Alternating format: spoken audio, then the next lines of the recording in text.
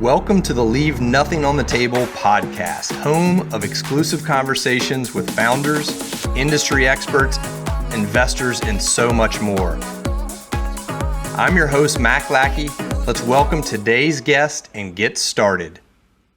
All right, thank you for joining our ExitDNA podcast today. I'm super excited. We're going to be talking about one of the most common subjects and questions that I get, which is how to hire and what's it like working with an investment banker. And so today we're very fortunate to have a very good friend of mine, a frequent collaborator of mine, Robert Taylor, join us on the podcast. Welcome, Robert. Thanks, Mac. Happy to be here, man. So, I think, Robert, you have probably been one of the most frequently utilized resources in my network. You know, a lot of people that come through ExitDNA hear me talk about preparation, doing all these things to maximize value. And ultimately, most of them find themselves at this intersection of, okay, I'm going to sell my company now. Should I hire an investment banker or should I not? And I've made lots of recommendations to people in the industry. And I think at this point, you're probably the most frequently utilized because people seem to really like you and resonate with your style and approach. So appreciate you joining us.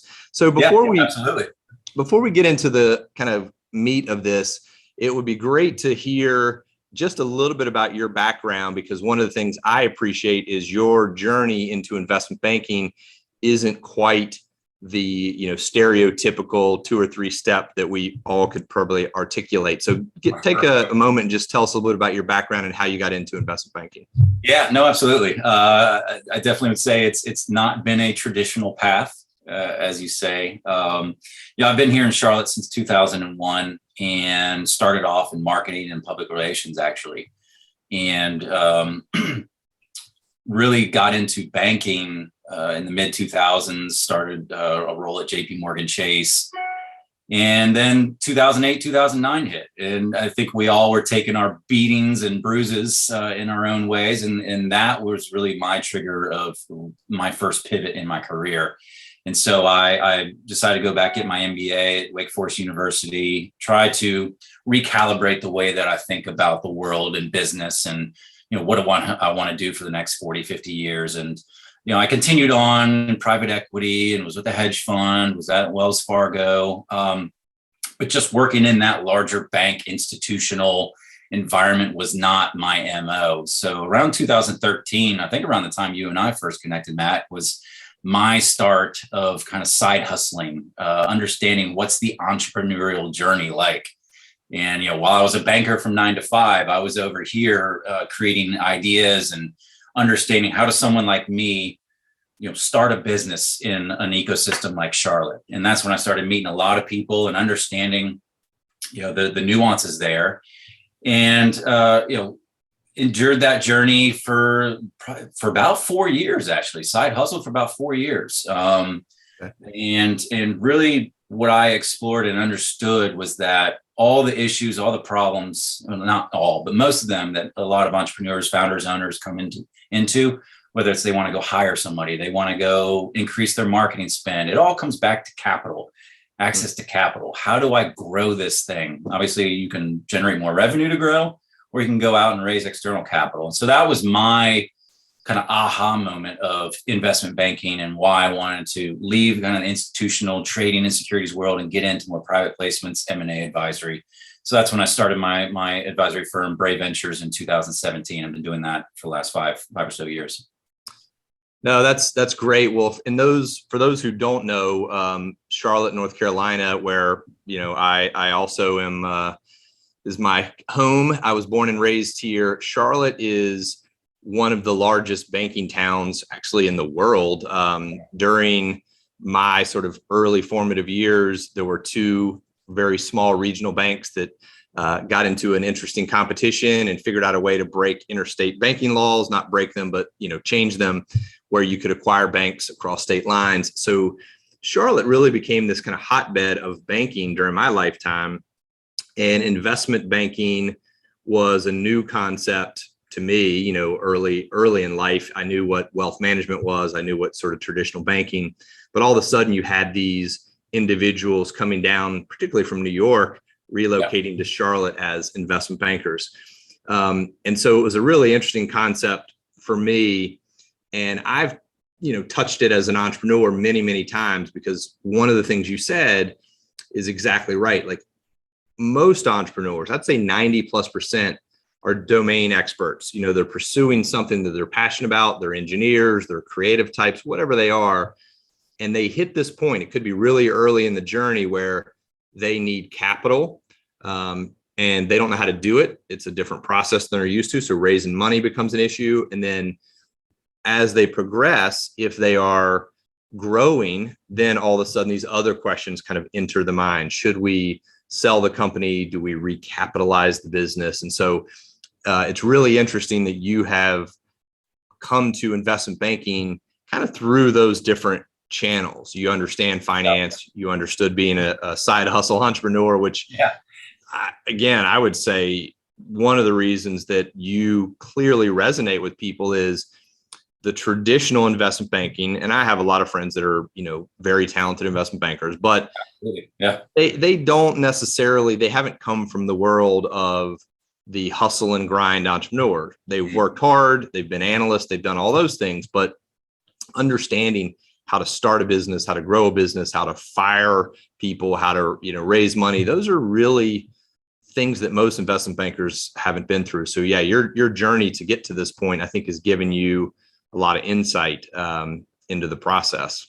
Yeah, for sure. I mean, I definitely think, like you say, I know a tremendous amount of incredible, investment bankers that do, really good work. But to be able to, especially with the size of businesses that I typically work with, to be able to sit and look at a situation, a problem, an issue that a founder is going through that different operational lens than just a blocking and tackling financial lens, I think definitely resonates well in being more of an advisor than just a banker. And I think that's a key piece that's missing in a lot of, founders and owners' journey, is that I think I need to raise capital, but what are all the things I need to do prior to? And obviously ExitDNA is helping to, answer a lot of those questions too. So probably would be helpful for the audience to just take a moment and talk about some of the definitions, because I know people get really confused, because sometimes you hear investment banker, sometimes you hear M&A advisor, and you just use that word advisor. So M&A advisor, maybe it's broker dealer. So if you could kind of explain, at least from your point of view, what are some of these different, are they the same person? Are they different, types? Are they different services that these individuals offer? What are these different sort of definitions? Yeah, definitely. I think the easiest way to look at it is think of the term investment banking as an umbrella. So investment banking encompasses a lot of different verticals underneath that, many of which you just described. So investment banking is kind of the top facade here of this is banking. And then underneath that, you've got, the trading and security side of the house. So that's, your bankers that are trading bonds and stocks and other instruments like credit default swaps. You see that on the CNBC all day long. Right. A lot of those, obviously the big players, JP Morgan, Goldman Sachs, large investment banking firms. But then another one of those silos underneath the umbrella is M&A advisory. So M&A stands for mergers and acquisitions. So you have specific bankers that are working with companies to either help them explore and go to market on, merging with another company or being acquired by the company. There's sell side and buy side M&A. So sell side, obviously in M&A, is helping you sell your business or helping you to go find who maybe wants to merge with you. And then buy side is, I am an investor, I am an owner, I'm a strategic partner. I want you to go find me someone to go buy. So there's two sides there on the M&A side. And then another term that's often heard is broker dealer. So this really refers more to selling of securities, raising capital. So broker dealers are, they're licensed with the SEC and FINRA to be able to go and sell and raise capital on behalf of a company.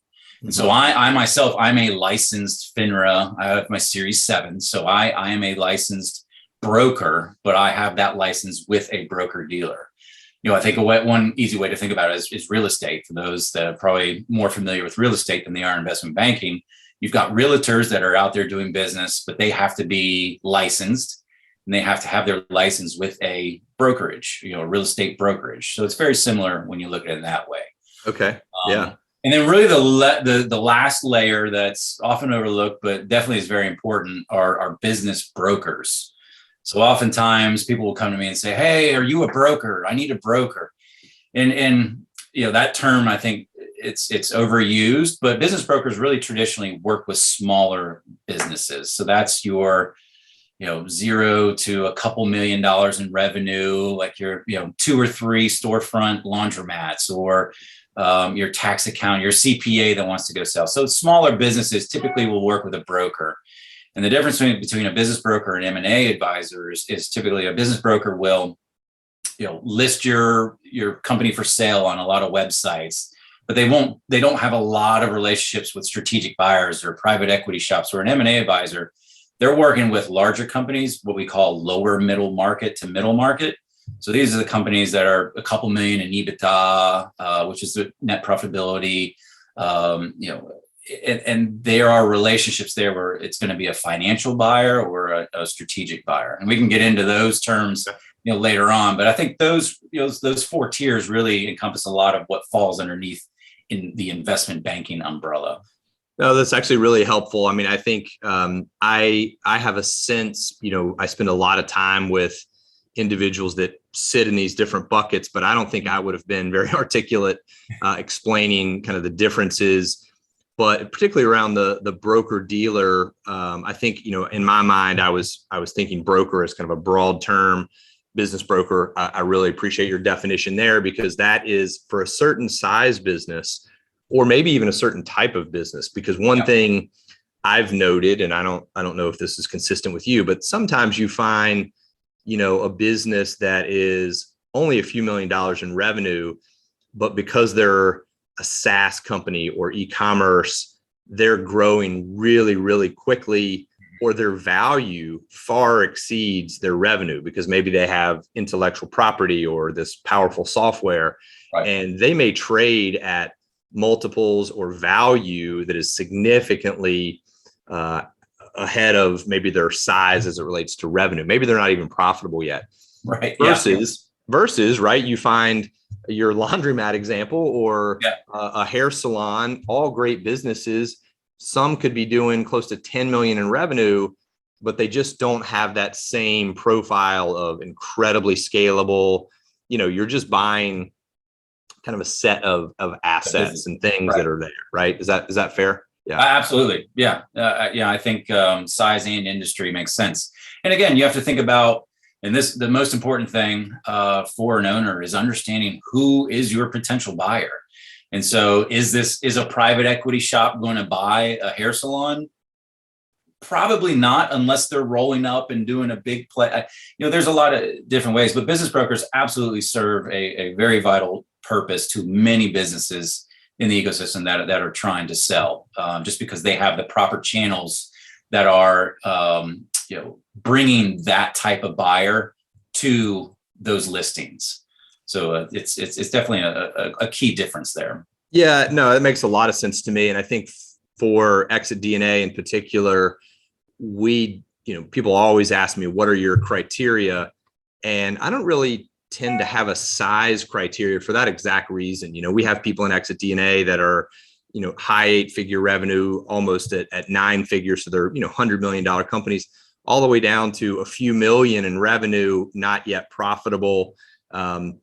Because to me, a lot of it comes down to the industry that they're in and the value that they're creating. And I, try to shout from the rooftops that value isn't, and often shouldn't be, a direct correlation to a simple EBITDA multiple or a simple revenue multiple. And that's because I think it's really important for people to understand. I'd actually like to, hear your perspective on this, that if you go out to the market, maybe as a business broker, or even in a kind of traditional M&A process, the path of least resistance is often just a larger version of your company. So if you're a $3 million SaaS company going out and finding a $30 million SaaS company. And there are sort of published multiples out there. People would say, hey, I'll pay, they're known to pay 6 times EBITDA or 10 times EBITDA. And I really encourage people to think a little more broadly about who that buyer is and what value they've created. So I think, you hit on this just a moment ago. Yeah. How, if someone engages you, how do you start thinking about and helping them find prospective buyers? Like, what's that process look like? Yeah, so there's a lot of expectations that need to be established anytime you're looking to work with an investment banker. And this is even before you even agree to work with that investment banker. I think there's a lot of things that you need to vet to make sure that they're the right banker. So I'll kind of start there. Yeah, please do. If you're looking to hire a banker, there's several things I think that you need to make sure that why they could be a really good fit. And then that channels into the question that you were just asking, Mac, is, does this firm, agency, banker, individual, do they, have access to or knowledge of the right funnel of buyers or investors that for your particular business? And again, like we talked about earlier, is it a financial buyer, your private equity groups, a family office? Or is it a strategic buyer? So there's definitely you need to make sure that they understand your business and where those buyer funnels could potentially go. Let me interrupt you here, just in case people don't understand that distinction. A financial buyer is truly someone that has a pool of capital, either their money or a group of investors that they manage on the investor's behalf, whose really sole job is to put that capital to work. So they're buying companies, making investments. That's how I think about it. But what's your kind of definition between a financial versus a strategic buyer, just so everyone understands kind of that distinction? Sure. Yeah. No. So a financial buyer is, again, that is a group that is either sitting on capital, a fund, let's like a private equity group or a venture capital group or a family office. Family offices are starting to get a lot more active right now in the current market. So they have a pool of dedicated capital that they need to go, quote unquote, put to work. They've raised that capital from LPs, limited partners. So they've said, hey, give us, invest in our fund, and this fund will have a mandate to go out and find these types of businesses. Oftentimes it's industry specific, geographic specific, it's size specific. And so they have very, very fine defined mandates of the type of businesses they want. So that's the financial buyer. A strategic buyer is going to be potentially a corporation. Say a Lowe's is looking to add a segment to their business. What could they do? They could either build it themselves or they could go buy it and roll it into their business. So a strategic buyer is oftentimes a company, an enterprise that sees the value of your business either as additive to what they already have. We kind of call that a roll in. We're just rolling your business into our existing line of business because we want all your employees, or we like your clients that you work with, and it would be additive to what we have. Or it can be an add-on. So I do this business, you do this business, but put them together and it could be really interesting. So let's add your business to our existing company and grow it that way. So that's really what I would think is the definition of the two buyers. So the financial buyer is really going to, most likely they call it a new platform. So we like your business as it is. We want to buy it and own it and keep it as is, with just one of our investment holdings. Got it. Yeah. Great. No, I think that's helpful. Yeah. But no, so back to the question, is understanding, where do these investment bankers find these buyers? Again, that's part of your vetting process as an owner. Who are buyers in this space? Have you done deals in this space? Do you know where other companies are trading for? What's their value? Who is anybody, again, rolling up the space? And so I think that's just a key element of understanding, you as an owner, who are my potential buyers? I always ask, and this isn't because I want my clients to do my work for me. But I always say, if you could have a perfect list of your top 5 buyers, who are they? And I think the business owner is always going to be the best person to answer that question. Whether or not those 5 buyers are actually real buyers, that's not the point. The point is, for me as a banker, for me as an advisor, to understand what lens is this owner looking through, as I could really see this company being a great buyer of my baby, of my family. Like, I want to make sure. And so that helps kind of set the foundation of, and again, that's back to working with your banker. And it's a very collaborative effort, especially in the early stages of getting everything prepared and ready to go. So, I think you've probably been on the other side of these conversations. One of the things I have been known to do at ExitDNA is be a little bit negative about investment banking, and part of that process for me is my own experience. I went through a lot of my own startups and companies where we engaged investment bankers.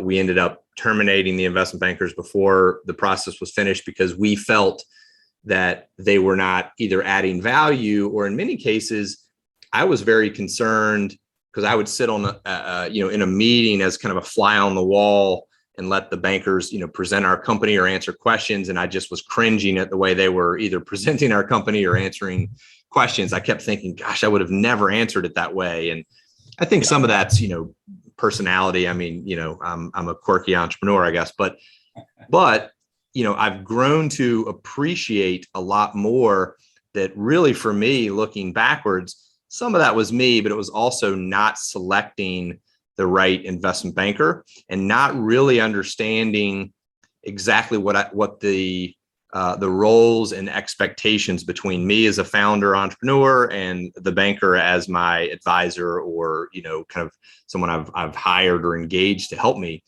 So I almost want to go back to this kind of fundamental question: why should an entrepreneur who has a great business, who knows their industry, who may know, as you said, maybe they may be able to rattle off 4 or 5 companies that theoretically could be great buyers, why should they hire an investment banker versus trying to do something on their own? Kind of what's your general pitch around that? Like, hey, I might do it myself. Why should I hire you, Robert?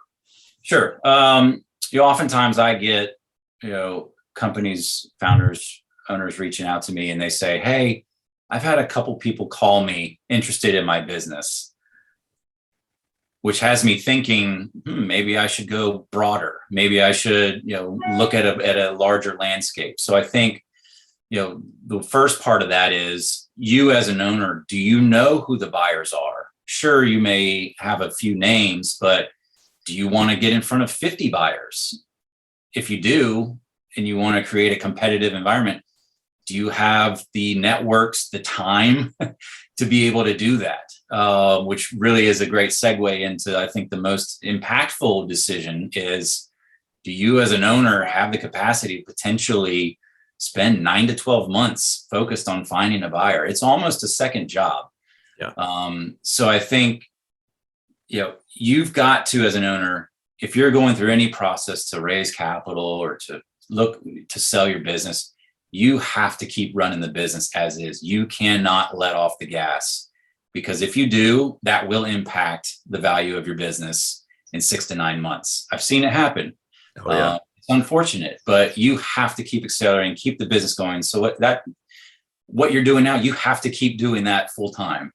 And then if you're layering on going out and trying to run a process to sell your business, it could be a bit daunting. So I think it's definitely a time capacity constraints of doing that. And are your financials ready? Are you, Mac, I know you always say in your ExitDNA program, if someone were to call you tomorrow and offer you to buy your business, are you prepared? Do you have that data room?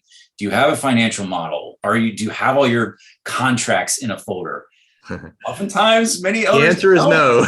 The answer most time is no. And That's so right. Again, a banker, an advisor can help you with that, especially with the financials. Oftentimes you can, if you outsource your accounting and you use QuickBooks, there's that financials, and then there's financials that really resonate with the buyer. So banker can be very helpful in working with your CPA or with your accountant or with your CFO, whatever that may be, and getting everything really tight shipped and ready to go, which again takes a lot of time. So it really goes back to you as an owner. Do you have the time to really take this on? Because you have to approach it, as a full-time job. Yeah, I bet most everyone listening to this can relate, particularly if they have maybe raised money. If you're Sure. on the journey and you've raised money and now you're thinking about buying your or selling your business, or you're considering what those options are.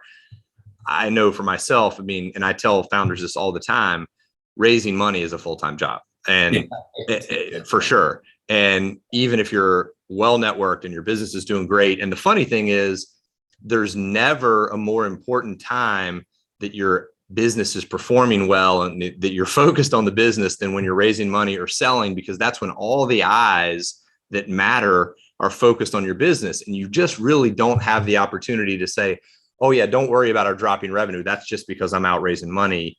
As soon as we raise the money, I'll get back to building the business. Like, it's such a huge negative. And I know you've seen it. I'm positive. I've seen it myself on the, sitting on the other side of the table with entrepreneurs, watching an awesome business start to lose momentum or even go off the rails because they get distracted by the exit. Right. So yeah, that makes a ton of sense to me. But I will add one more thing, Mac, is kind of why should you hire a banker? The other side is when should you not hire a banker? And I think a key element there is, if you're in a very niche industry and you really know the only 5 buyers in that space and you have relationships with the CEOs of all 5 of those companies, there's a good sign you don't really need a banker to help you make those introductions. Mm-hmm. If you do have a CFO, whether they're in-house or maybe a fractional CFO that has done M&A before, they've been involved in transactions, they can get your books, they know the process. So you can absolutely lean on a CFO in that capacity as well. Having an attorney, again, that's the key. Whenever you go to sell, hiring an attorney is a must, but that attorney has to be an M&A transactional attorney. Don't use your corporate attorney because you like him and he says, yeah, I can probably help you with that. That's a huge mistake. If you know a transaction attorney that can help you there, they can, if the buyer, or someone called you and they are made an offer you can't refuse and you want to move forward with it, your attorney can help you write all the documents, get through all the agreements, because they're going to do that anyway, whether you have a banker or not. And then you can hire an M&A advisor in a much lesser capacity as well, to just, if you have a CFO and you have the attorney, you've got everything in place, you can bring an M&A attorney advisor that just can sit in more of that advisory seat and make sure, help you check the boxes.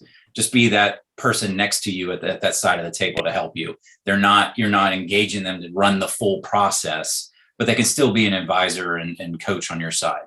I want to dig into that a little bit, because I think it's super, super important. I don't think a lot of people know or understand this. And I agree, my general experience was not using investment bankers kind of through some of the process, but I had a very good transactional attorney that I relied on very heavily.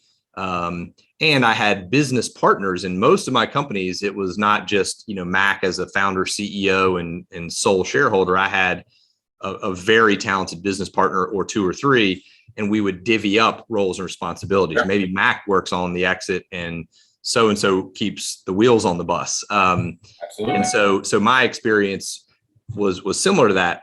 But one thing you just said that I've wondered is, okay, and I want to talk a little bit about kind of fees and typical structure, but the ability to say, you know what, hey, we have an incredibly talented CFO, or maybe I'm a 2nd or 3rd time founder and I've been through it personally, and I don't really need the entire process, but I really would like to get some of this off my plate from a time perspective.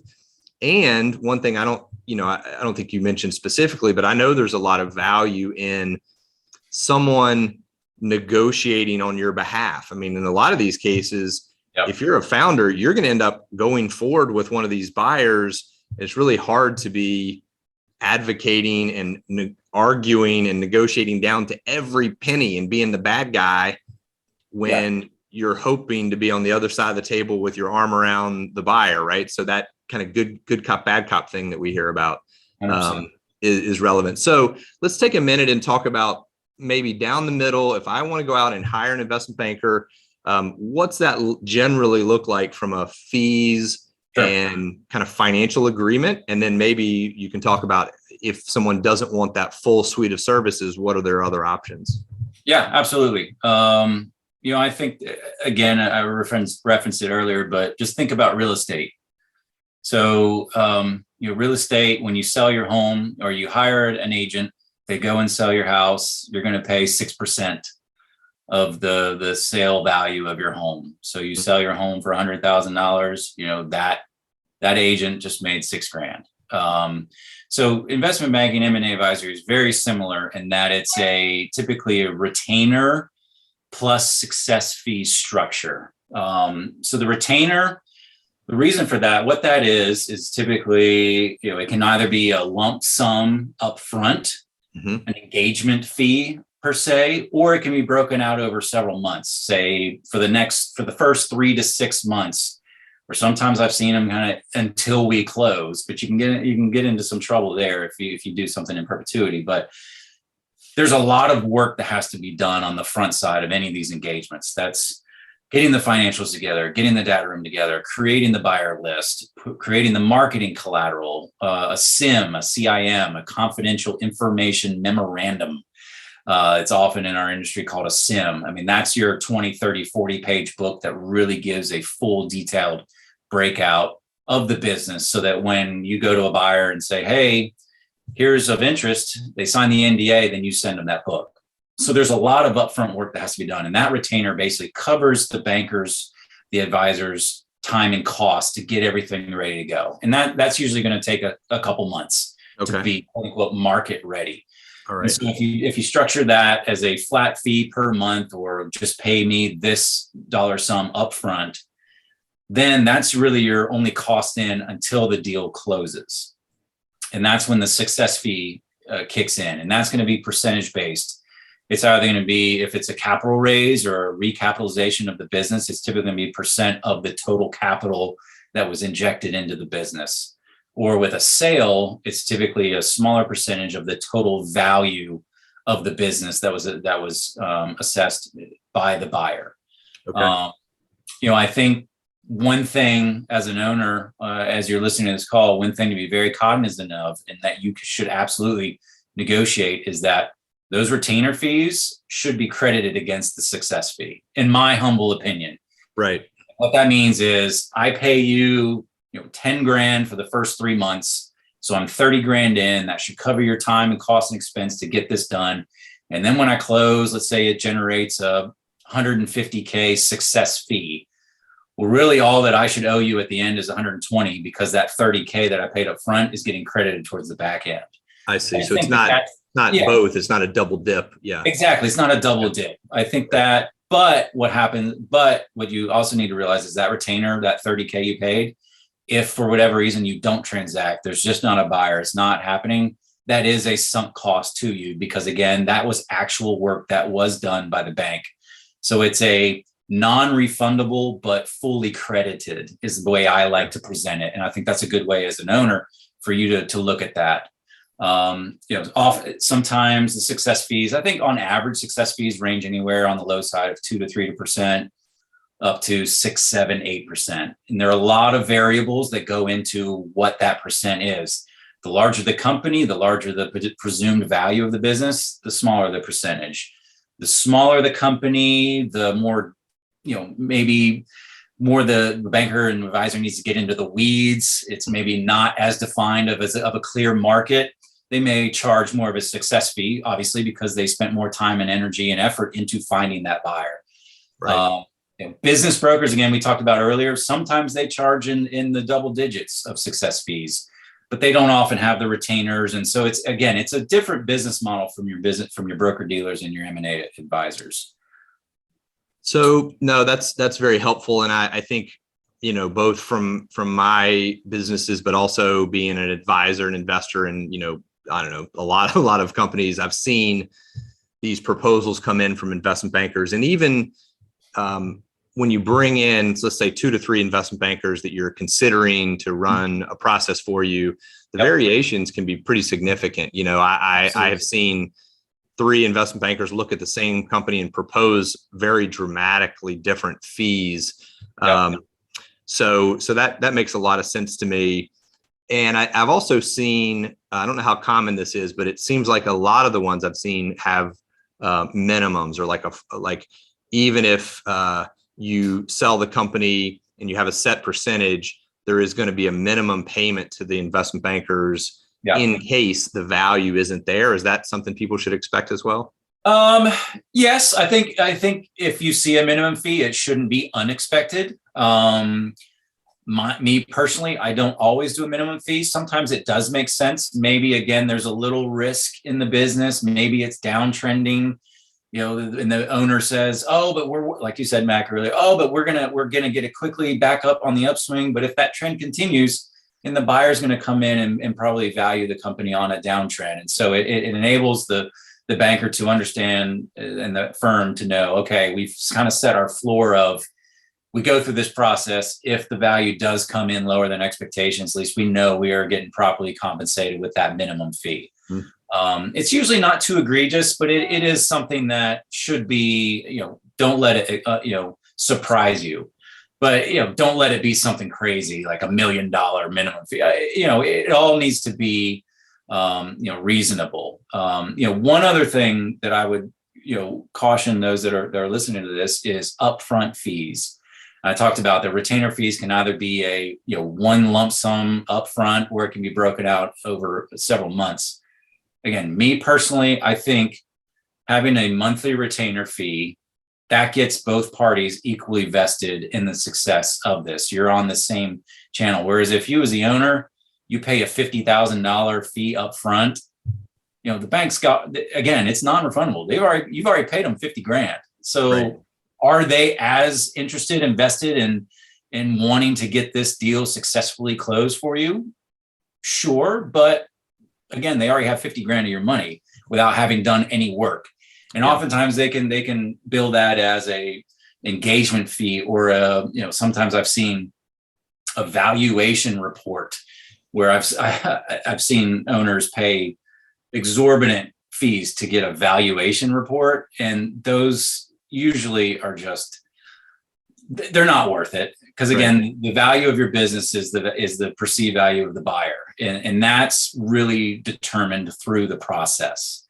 A report pulling comps is helpful, but don't pay exorbitant fees for a valuation report. It just doesn't make sense. Yeah, I couldn't agree more. I think, and unfortunately that I do see that as well. There've been a number of people, even within ExitDNA in the past year or two, that have come to me and said, "Hey, I have someone that has, agreed or offered to do a very detailed valuation report and really tell me what my business is worth." And I'm just not a believer in that for a couple of reasons. One, I think you're paying for something that, you can go to a buyer and say, "Hey, look, I got all this valuation work done, and they say my company's worth X," and the person on the other side of the table could care less.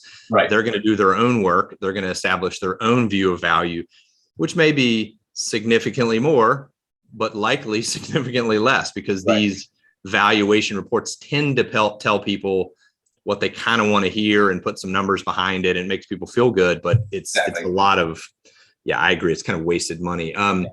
But just know, again, with fees, they're always negotiable. Don't think that whatever you get in that first proposal is the law. And if it is for a particular bank, maybe it's not the right bank to go with, or right advisory. Always know, they are negotiable. And again, I have helped people that are looking at other bankers that aren't looking to use me and say, "Hey, I've got these offers. What should I look at?" And that's me understanding where, like you said, 3 very drastically different offers on structure. Helping in that capacity is something that I've done in the past, because I don't want people to get taken to the bank because they don't have to. Unfortunately, there are bankers in the industry that approach it that way, and it works for some, but it doesn't work for all. So, and I think, the fact that this is such a, you have to caveat it so many different directions, but there's a lot of truth to the fact that this stuff is so specific and it's all relative. I went through a process with one of our members last year, and they were interviewing bankers, and they were a large business. And so they were interviewing some big time investment banks, and multiple investment banks came in and said, it is $1 million minimum, and we need these other things, or we're going to pass. It's just not worth our time. And they weren't making a statement about this company, which was great. Mm-hmm. They just have enough clients. They're big enough. Their costs are high enough because they're probably, sitting in New York in expensive offices. Yep. And they have to justify working with a client that would only generate $1 million or $2 million in fees to them. Right. Whereas other, companies or bankers would say, gosh, if I could get one client that could transact and generate $1 million of fee, that would be, a year or two opportunity for me. Right. So it's very relative. And I think the real estate example that you've given a couple of times is such a good one because, we sold a house years ago when we were moving abroad, and I was, concerned that it would take a while to transact because it was, a relatively expensive house in the market. And, if you looked at comps, we were kind of above comps and all that.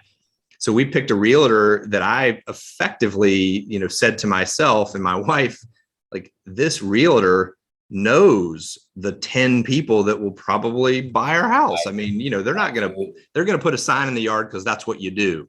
That's not how our house is going to sell. Yeah. That's marketing. That's smart. Yeah. And I look at the investment banking process in most cases in a very similar way. It's not quite like a business broker, which is more like a traditional real estate agent, run ads in the paper and put signs out and balloons and all those kind of things. Right. At a certain size and a certain type of business, just like a certain type of house, you really want the investment banker that is kind of picking up the phone and calling the people that they already know. It's in their network. They already know who the good buyers are.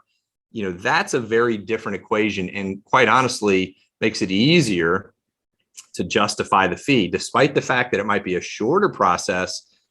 They are just more efficient, more knowledgeable, et cetera. Again, I like your real estate example a lot. I hadn't thought about that much until you used it, but I've been through that. And most people probably have. Picking realtors, sure. You can definitely get a realtor that'll do it for cheaper and, run a very traditional process.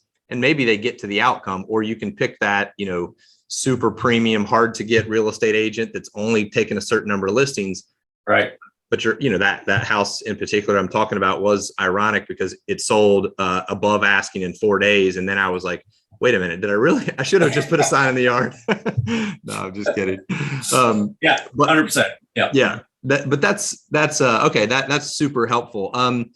What I'd love to do, and I know each one of these could be a long, nuanced answer, but I'd love to kind of take just a few minutes here as we get to the end and ask you a few questions, answer them briefly, and what that's going to lead to. I'm positive, and I'm doing this only because I've asked you in advance if you would be willing to answer questions and follow up with people post this call, in our ExitDNA group in general, because people will have additional questions. But I think there are some other things that we didn't cover that I would just love your kind of quick reaction to. And then if people have follow-on questions, we can connect them to you, and we'll end with how people get in touch with you.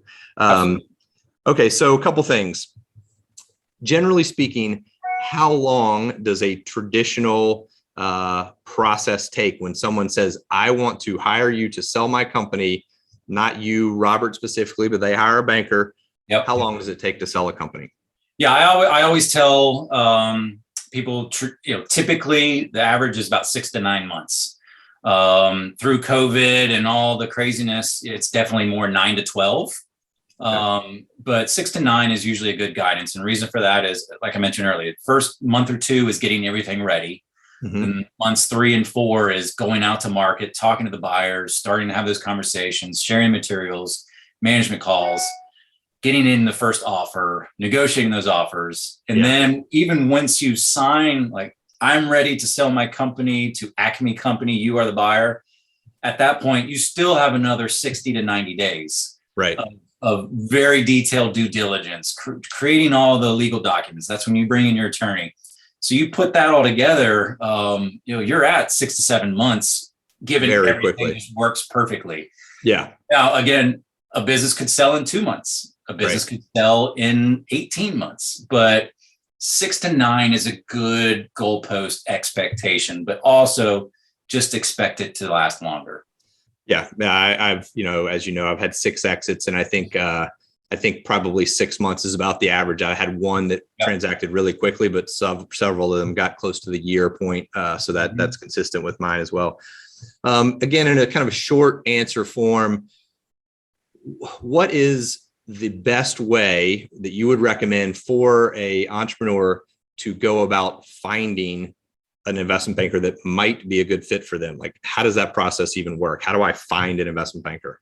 Yeah, definitely go into your networks. Does anybody in your network, have they previously sold a similar business? Ask for referrals from companies. Maybe they're not in your industry, but they had a great experience with a banker. Your good friend sold last year. Who did they use? Start building out that close referral network first. And then obviously you can go in and search for industry specific bankers on Google, whatever that may be. And maybe you can pull out 1 or 2 banks or M&A advisory that focus on your specific industry.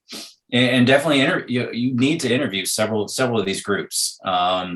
Some of the questions you need to be asking when you've got your list of banks you want to talk to is, what deals have they closed in your space? Do they know your industry? Do they have relationships with those buyers?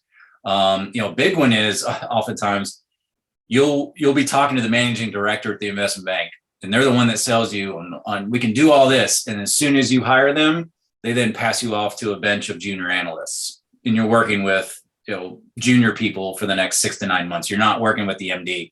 He'll float in and out. Ask the question, who am I going to work with if I engage your firm? That's a key piece there. If this may not be important to everybody, but does the banker or anybody on the team have any operational experience? Kind of what you and I talked about, Mac, at the top of the call. Or are they just strictly blocking and tackling banking? Or, as maybe one of the bankers, the MDs, run and sold their own business so that they can sit in your seat and relate to you. I think that could be a key piece, a question that you ask. And again,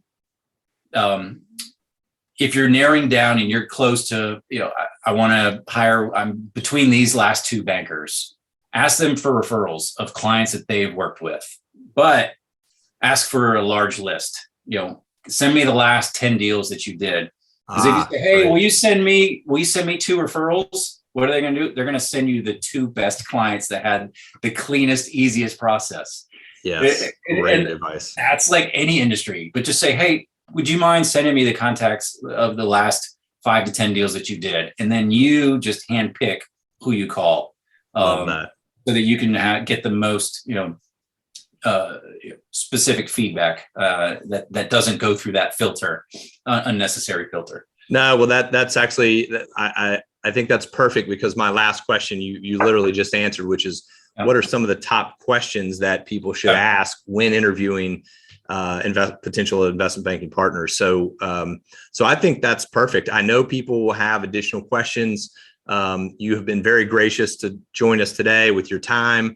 I know you've been active in the ExitDNA community, but if someone wanted to get in touch with you, what's the easiest way they can do that? And I'll make sure we put that in the show notes here. And then if people have questions, they can reach out directly.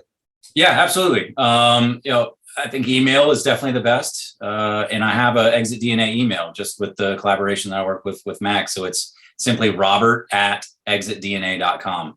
Okay.